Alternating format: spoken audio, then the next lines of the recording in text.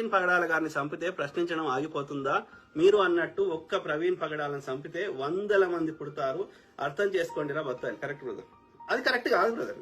ఇప్పుడు ప్రవీణ్ పగడాల గారు చెప్పింది నచ్చలేదు అనుకుందాం ముచ్చట కోసం. సో అన్నప్పుడు నీకు చెప్పుకునే భావస్వేచ్ఛ ఉంది కదా.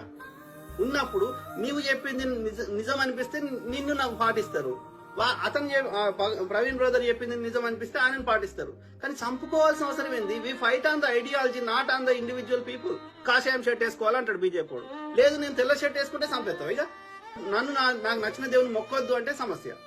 నేను నా దేవుని మొక్కుంటే ఆయనకి నచ్చిన దేవుని మొక్కుంటే నాకు వచ్చిన సమస్య ఏంది నాకు చెప్పండి. మరి విదేశాల్లో ఉన్న హిందువులని కూడా అట్లే అంటే ఏం చేస్తావు? అన్ని దేశాలలో వచ్చి కాపాడుతావు విదేశాలలో?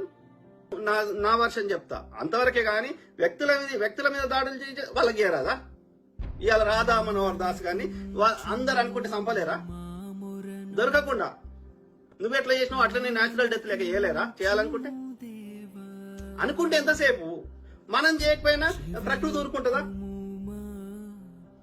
ఏం రోగం వచ్చి వస్తావో ఎవరికి తెలుసు?